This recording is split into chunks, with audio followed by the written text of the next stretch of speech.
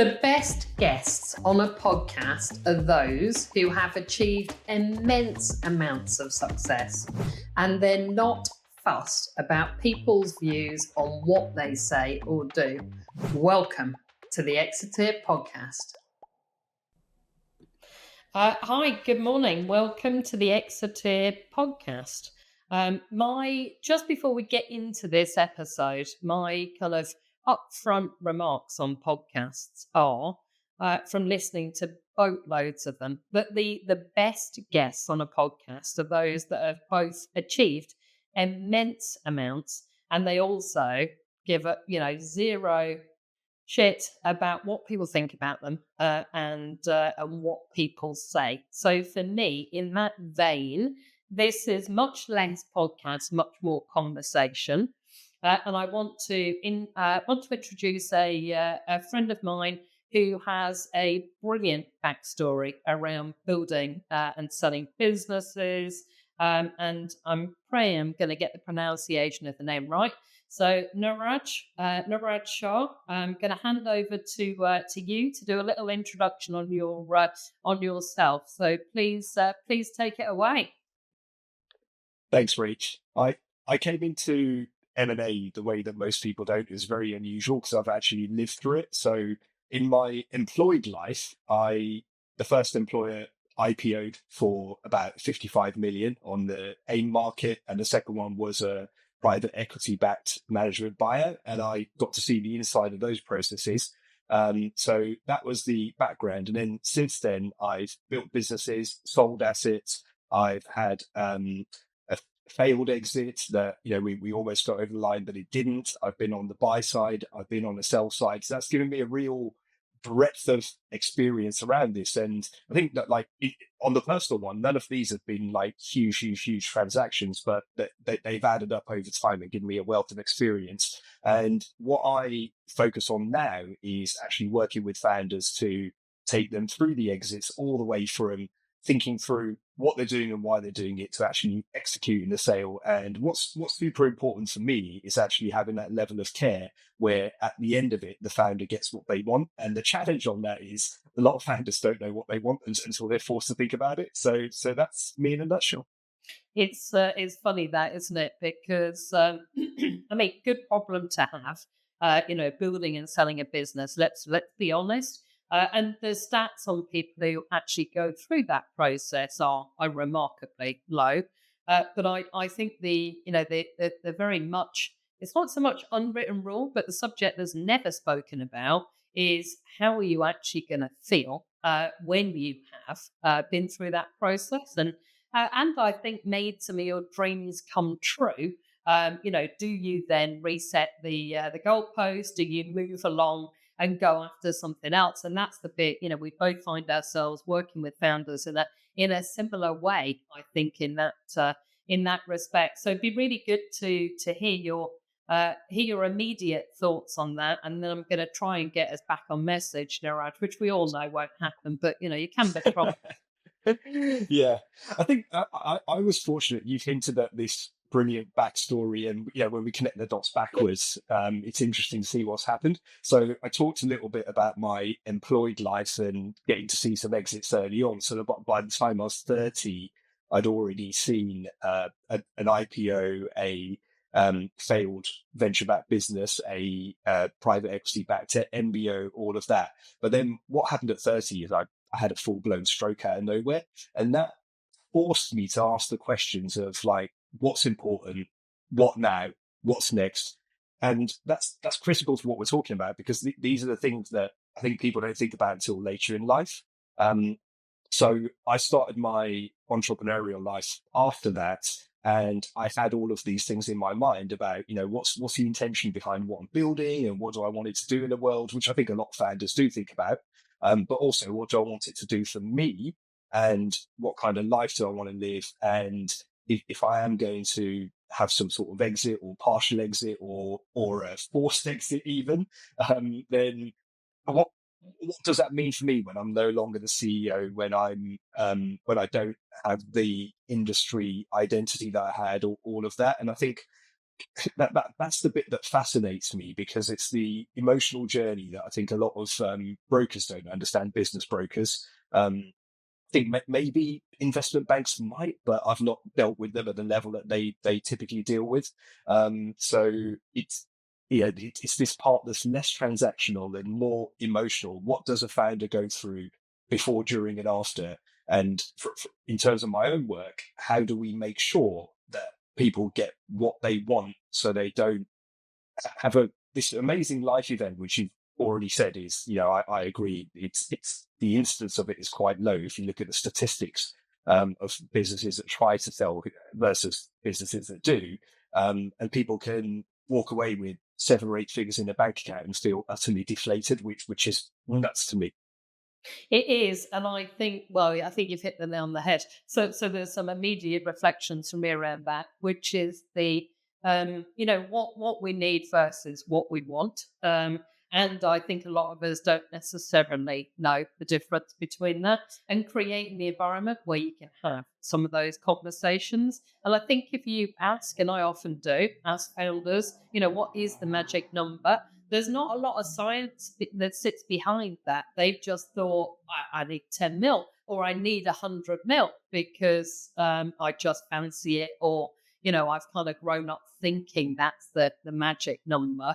And I think the really interesting bit there is unpacking what does that mean? Is it around time freedom? Is it more, want to spend more time with the kids, with the other half, with the grandchildren?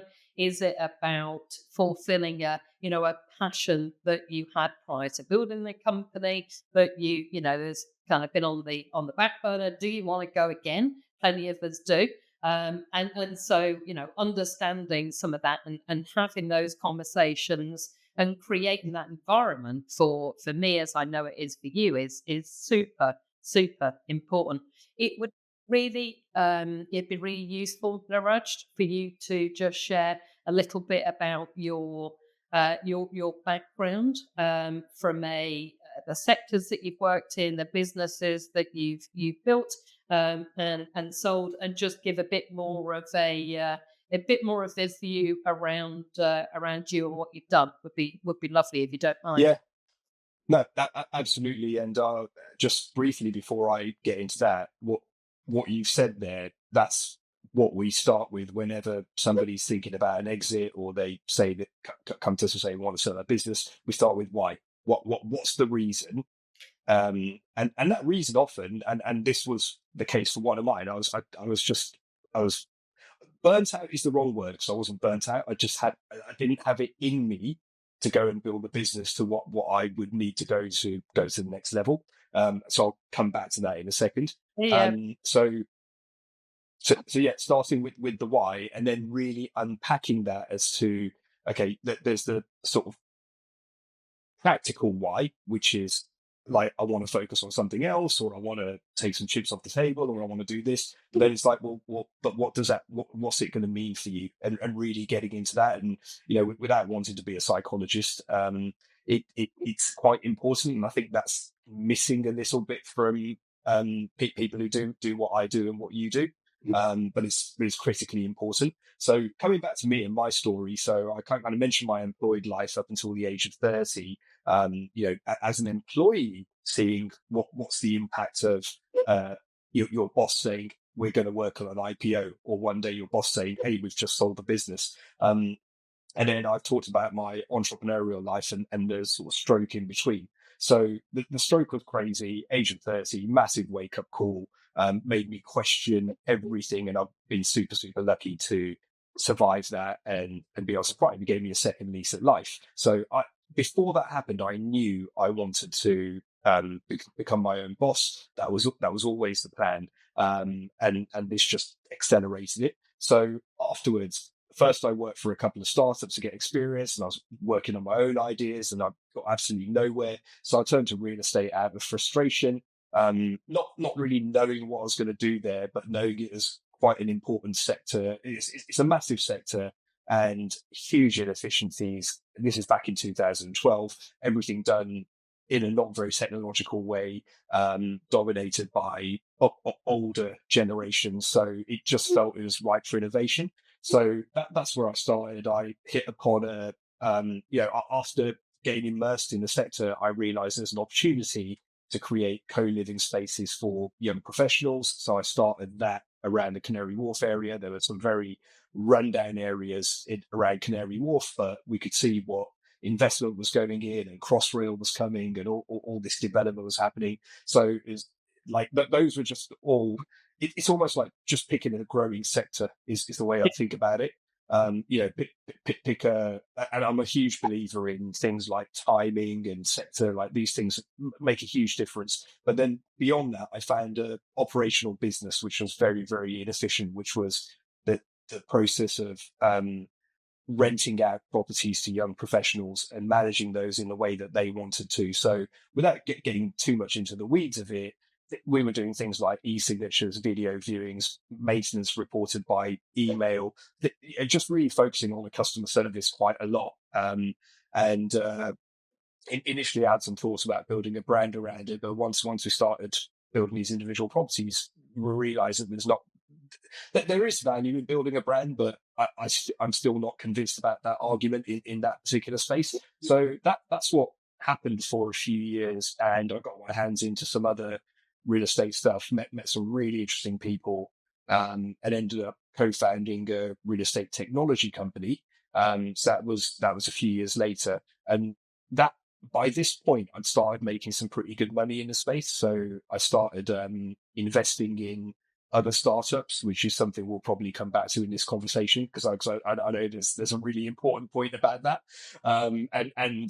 Spoiler alert: the first startup investment I make, I think it took them 6 to 8 weeks to lose the money. So Well, I think that that's a recurring theme for all of us, Niraj. Once we yeah. have a company, we immediately seem to think that we're investing legends. And if I look back in, post the sale of my last business in 2020, I went on a bit of a rampage for a brief period and then realized that gambling was the only vice I didn't have. So investing probably wasn't my forte. But yeah. Yeah, yeah. There you go. So yeah, from there, I pivoted into investing in the wellness industry, which is the one I'm really passionate about. Partly because of what had happened to me, but partly because I just believe that if we look after our health and energy, then we can just live more abundant lives. So super interesting on a personal level, but also on a macro level. I could see the industry was coming up. I wanted to be involved, and it in that space, I just started working with a few founders, did a few small investments, helped a few people out. And then in 2017, I started a sort of mental wellbeing movement, which had a offline component where we ran a lot of public events and then started doing corporate workshops with some fairly large corporates that household names like Starbucks, Cisco, HSBC, Amazon. Um, Again, timing is so important because this was at a time where corporate wellness was I wouldn't say it wasn't competitive, but it's not like it is now, where you need to go through layers of procurement and all this kind of stuff. And then we built a sort of online course component of that as well. A co-founder came into the business and she was instrumental in all of that element of things. And in 2021, we had an interesting situation because this is during a pandemic. The business had grown quite nicely. It's a small business, quite profitable, but small.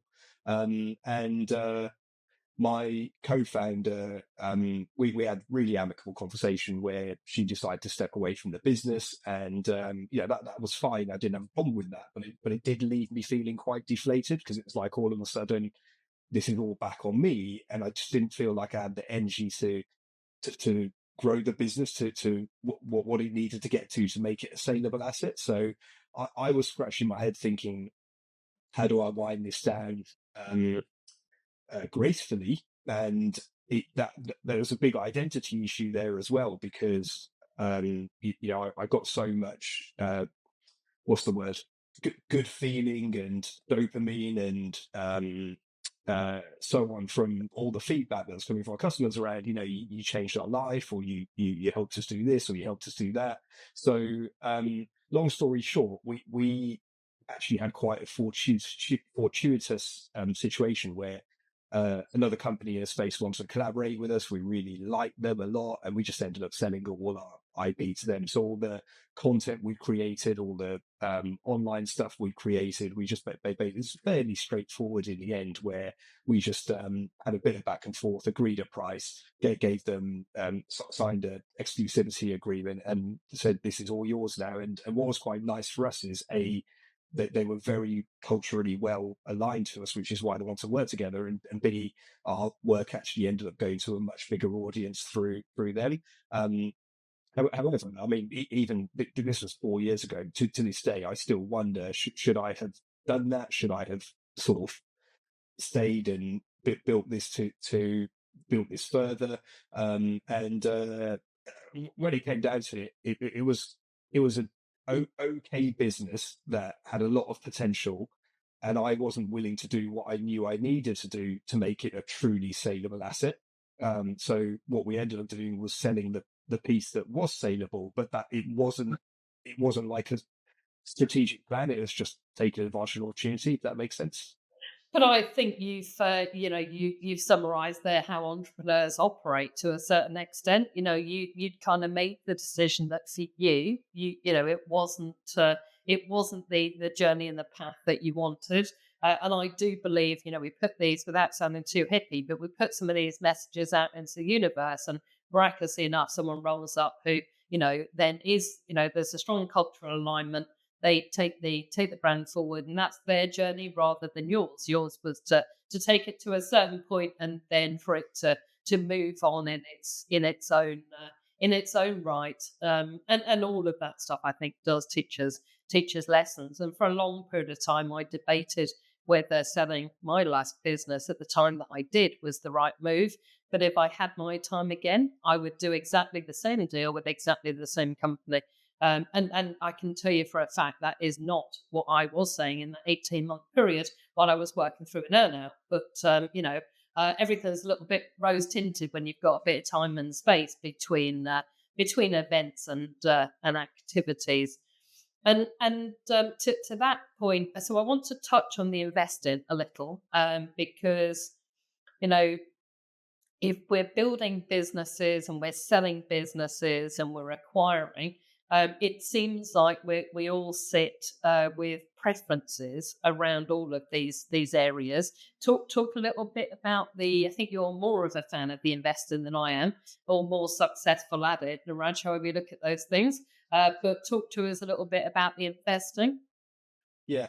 So it's an area I've always been interested in. So we don't come from family money or anything like that. I'm actually, sort of immigrant parents who came to the UK in the 70s and sort of built everything from the ground up. And we had in financial terms, we had a okay upbringing where there was roof over the head and food on the table, but we were holidaying 1 week in the UK and we had secondhand bikes. I think that sort of paints the picture. So, but my dad, he was an accountant and he passed away when I was 14, and had a sudden heart attack at the age of 47 out of nowhere.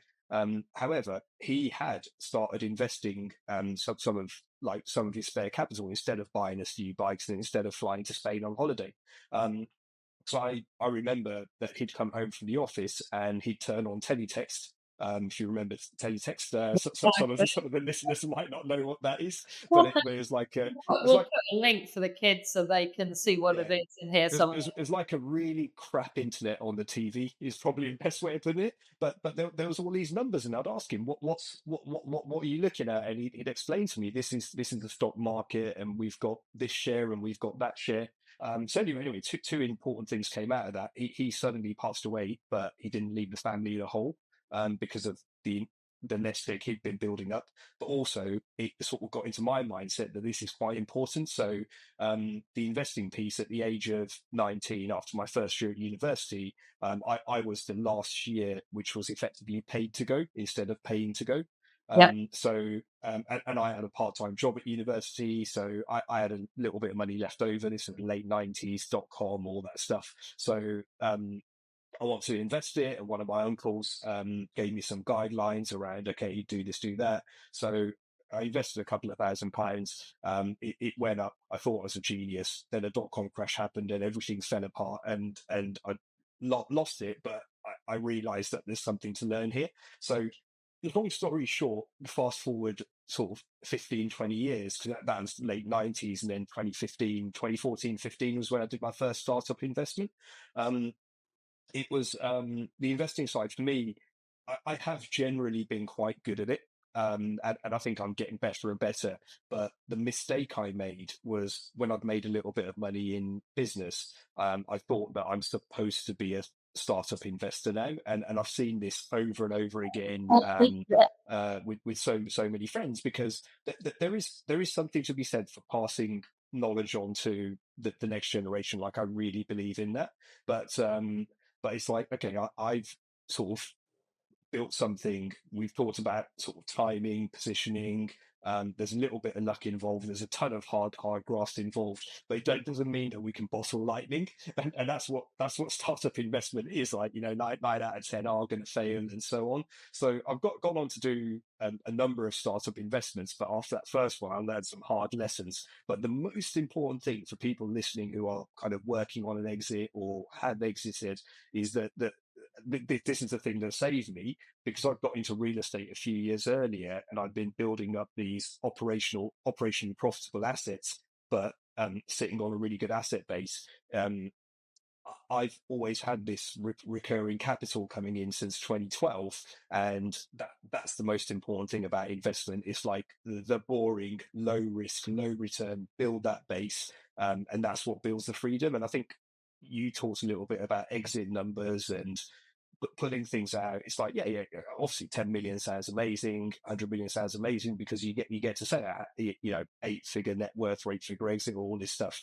But I think there's another layer, which is, well, what does that mean? And in very simplistic terms, let's just say it's 10 million post tax. What it could mean is, well, 5 million gets me the house, the kids' education, the this, the that, the whatever, the holidays, the business class flights for forever, all this stuff. And then the other five, I think, me personally, I'm not giving financial advice, but I think that the way that sets up freedom is that the other five should be returning at least 250, 300 grand a year, by putting it into 5 to 6% return assets, because that's a huge amount of freedom that generates. And just being candid, I'm not quite there yet, but I'm quite a long way towards that. And what it means is that when I get out of bed in the morning, I'm not under pressure to immediately earn. And that means that you can be very, very strategic about what you do, which then leads to not just potentially long-term wealth, but actually short-term and long-term happiness, which is ultimately the aim of the game, in my opinion. I'm I've totally. had quite a long ramble there, but I love the quote from Naval, which is I'm going to butcher it, but something like, the sign of success is that you got what you wanted out of life. And ultimately, for me, that's all it comes down to. You're in danger of hitting onto my favorite subject here, which is around that freedom, and it is around, for as long as I can remember, I can't stand authority. I couldn't stand it at home with my parents telling me what to do. I had all the answers, and then of course move out at 18, had none of the answers. But I'd rather learn a hard lesson, providing I can learn it myself. So there's a born entrepreneur bit there, but I think I came to the to that kind of awareness and understanding of finances much later than you did. So I certainly was not investing. Um, but I was messing around with businesses as far back as 13, 14. There was bloody car washing businesses, and my mates were employed. Miraculously enough, I wasn't doing any of the actual graft. I was out selling. So there was a stream of these adventures over the years. But that learning around the financial bit for me, creating that freedom and not having to work, wanting to, and having the income with covering bases. So whether it's covering all the costs for a nice lifestyle, I'm incredibly down to earth. I like to think, perhaps more so than others. Uh, but I so the fancy motors and all the rest of it. After I sold the business, I bought bloody Porsche GTS that lasted 6 months because 20-year-old me wanted it. But 46-year-old me thought, fucking hell, I'm not paying 144 quid to fill this thing up. So it's funny, isn't it? You've got to realize and let yourself achieve that dream for the younger version of you. Um, but I think the bit for me was it was so incredibly short lived.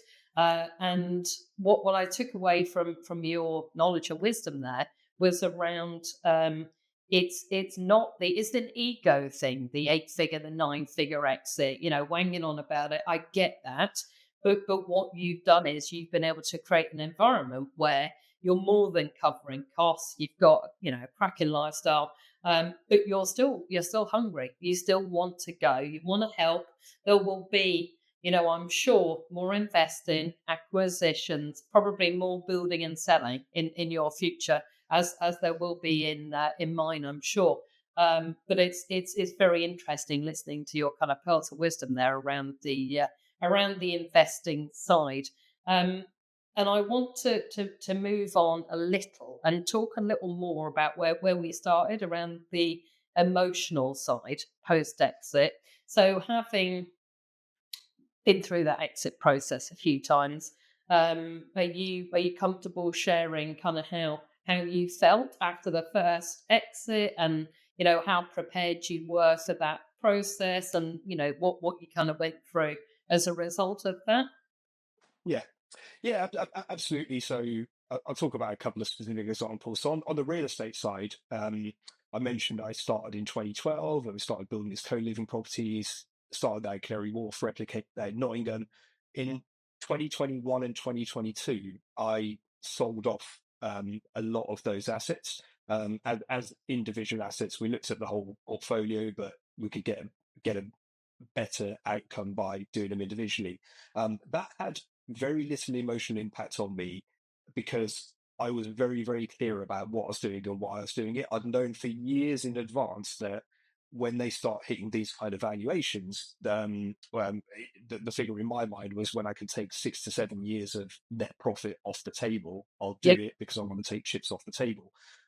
So that that was like very, very smooth, and I didn't have much emotional attachment. There was only a little part of me was thinking, am I definitely doing the right thing? But I looked at the whole space and I was like, well, it's saturated now. It wasn't when I started. The kind of margins I can get now, it is the people who are buying these things. Like I was writing a 16 to 25% margin, and they're going to do 6 to 7% at most, based on what I know that they don't, but also where they're kind of that, like the valuation they're buying at and so on. So that was very smooth because I was super, super clear and super, super intentional. With the one with Mind Unlocked, significantly smaller in terms of scale, but much more messy because it was more um, okay, we've had a big change in the company.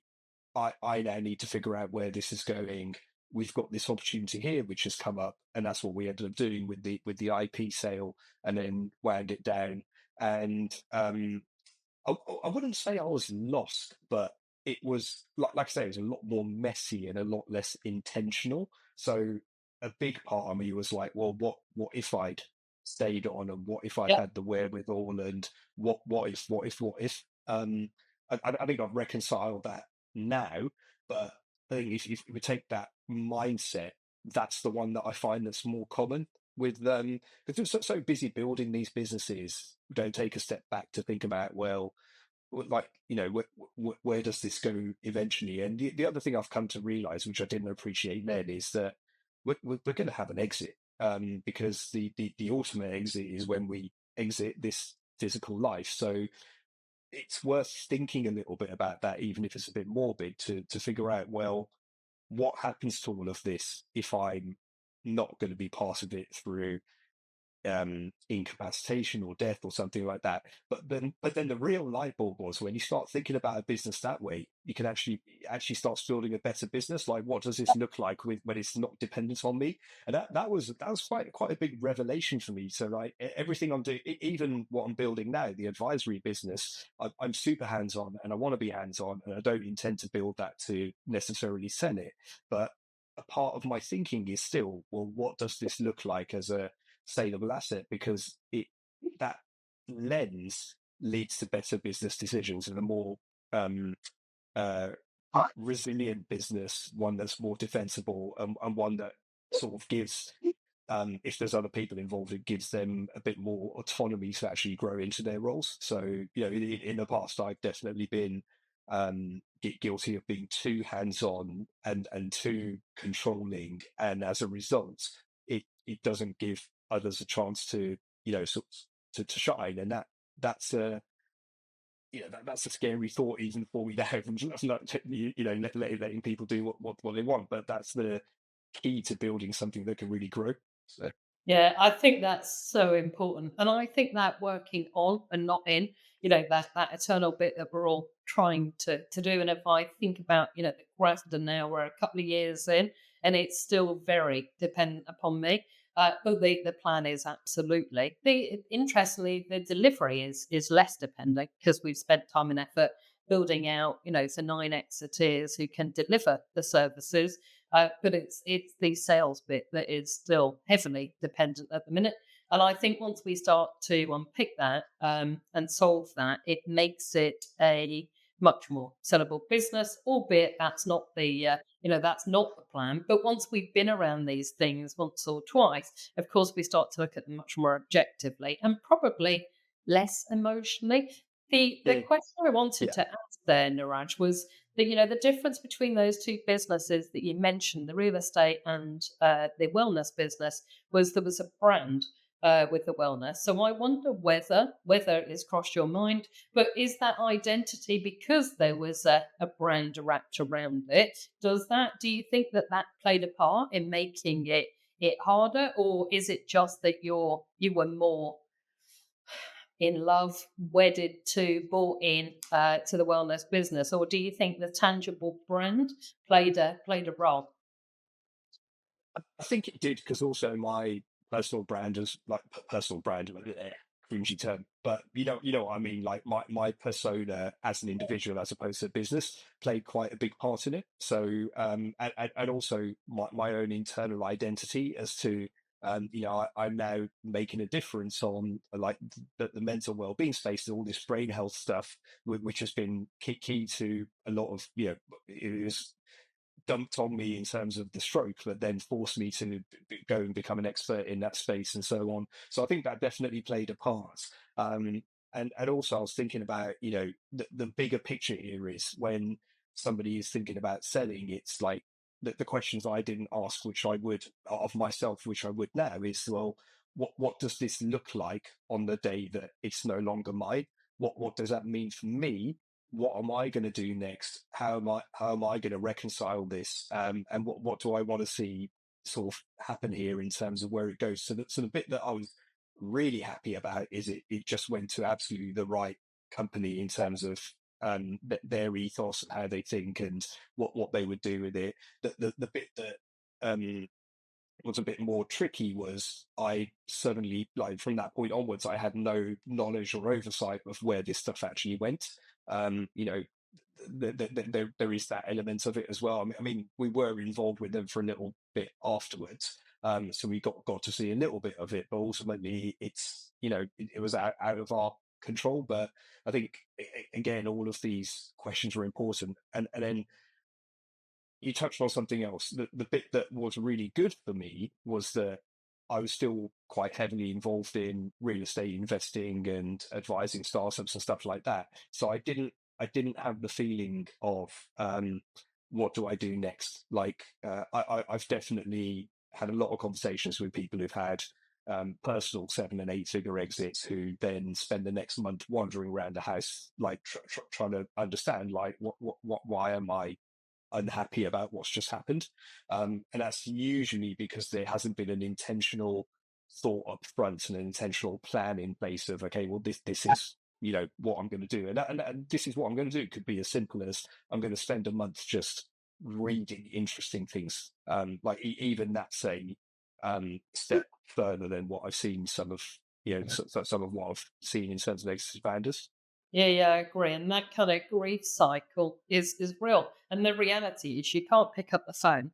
well, I would have found it hard to pick up the phone. My mates come from every walk of life. So picking up the phone and going, oh, poor me, I've just an eight-figure exit. I'd have had a few choice words and a few phones getting put down. So I had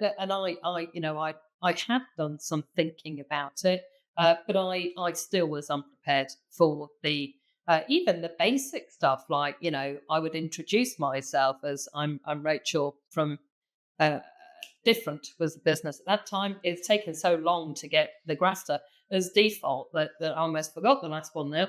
But I and even just the basic stuff. But I found myself the best advice I had was take 6 months off. I took three, but then I'm very action orientated. Ended up in Ukraine raising money, helping out, and other ludicrous activities.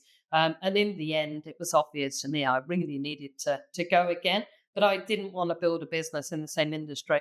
And it's funny now, fast forward a couple of years, but I sold the business in 2020, so quite a few years, five to be precise. And building out the grafter, and if I ask myself, really honestly, why did I build a business that helps grow, raise and exit businesses in areas that I'd worked in? I think it's because I wanted to build some deal flow around me acquiring some businesses in the future, and I know that's an itch, as it is for you, that hasn't yet been scratched. And we talked a bit about this before we started recording, but it's a bit snake oil. There's a lot of this, no money down, you can buy a business, with all of this community is the wrong word, noise, I think, in the system, which for me just isn't plausible. But I spent a lot of time reading, thinking, researching, looking at this, which I mean for me, I know for me means at some point that'll be part of my future. Not now. I don't want it to distract from what I'm doing. But I think it goes back to what we spoke about earlier. If you've built and you've sold and you've invested, here's the news. Acquiring and probably IPOing at some point, God knows, has to come on the table as well. Yeah, it's like funny you say that because, as you know, but we haven't touched on it in this conversation. I spent most of not most of last year, but a considerable effort and time trying to do an acquisition because I hadn't done that before. So that was part of the thinking. I want the experience, but also it's the opportunity, right? It's like it's in my mind. This is the same as something like real estate. We look for something where there's an improvement opportunity. We improve it up, and then we can either use that as a platform to go and acquire more, or eventually look to exit this stuff. So it's the same thing with more moving parts and therefore more upside and also more downside. So what was super interesting, because that was also ultimately what led me to focus on what I'm doing there, because I I was not overly impressed with the brokers I was dealing with, where there was, because On when the we're looking at same quite one. small acquisitions, Yep. I was personally looking at the 500,000 to 2 million deal value range because that's like super comfortable for me to do at the moment. From a risk perspective, like getting something like that wrong isn't going to tag me.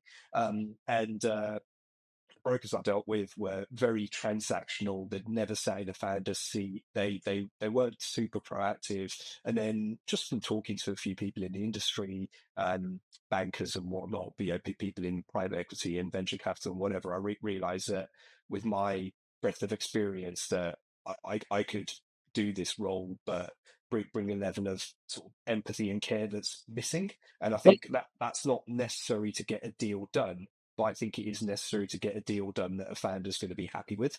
And actually, again, without becoming a psychologist, actually address those elements so that they become more strategic and intentional about what they're doing. So, yeah, so I think the acquisition piece, I'm still interested, but what my focus on that now is just to be a sort of silent investor.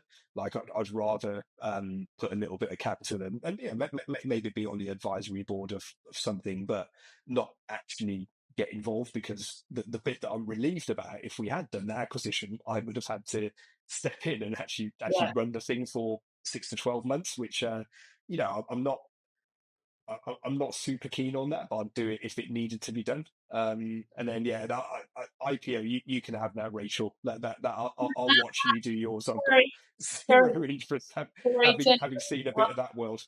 I'll be tapping you up for the investment. It's not that's not Done. why I set this podcast up, but it's always good to find out Yeah, who is looking to yeah, deploy.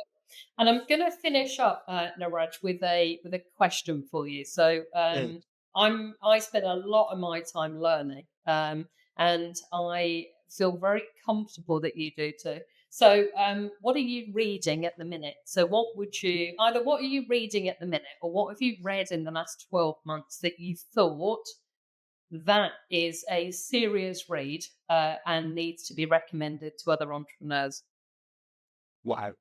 So it's so important to say that like you didn't tee this up knowing it, but right here, I've I got definitely didn't, but okay, nice. this is a book called Exit Strategy by Sherry Walling and Rob Walling. So Sherry is a friend of mine who is a psychologist to a lot of quite big entrepreneurs in the US. Definitely people that most people would have heard of. And this book, Exit Strategy, is basically like the strapline, the entrepreneur's guide to selling your business without regret. She goes quite deep into this psychological Oh, side of nice. things. So this has gone straight into my recommended reading for anyone thinking about an exit. I was super lucky. I got a preview copy, which I read a few months ago, but I think that this one arrived in the post like maybe a week or two ago. So yeah, just it really. I mean, it talks about some of the transactional stuff as well, like the important stuff you need to think about. But I've not come across anyone else who really goes deep into the psychology. So I just think it's a super interesting read and one that's gone straight onto my recommended reading list. So that would be my one. Yeah, I'm just happy I could answer your question. Yeah, no, no, no, I appreciate that. And for me, I'm really pleased to A, see a recommendation, but B, see a recommendation with a from a female author, because Yeah, I've read so many in and around this space. I haven't read one from a female yet, so I will look forward to adding that to the Amazon order. I mean, my only surprise, Niraj, is we haven't been interrupted with Amazon delivering in the last 40 minutes, which is heading into PB territory for me. But I could, as we've said before, I could sit and talk all day. I really, really appreciate you joining us and sharing your time and your wisdom. And if people want to get in touch with you, we will put links to your LinkedIn and website. But do you want to just do a little mention of where people can find you? yeah. So I have a personal website where I actually write about mental performance, entrepreneurship, and personal growth. So it's not directly related to exits, but it is if you've taken anything from what we've just talked about here. So that's at nirajs.com, which is nirajs.com. And then yeah, Rach, if you share my LinkedIn and Instagram and whatever else, I've made it so that I'm pretty easy to find, but you'll need to find the contact details within those resources. So and that's a nice little barrier. So I don't want to be contacted by low effort people. Yep. Yeah, yeah, yeah. Yes. Trainers, we call them, mate. But Yeah. low effort sounds good as well. Yeah. Fabulous. Thank you so much for your time. Really appreciate it. Yeah. Thank you. Thanks, Rich.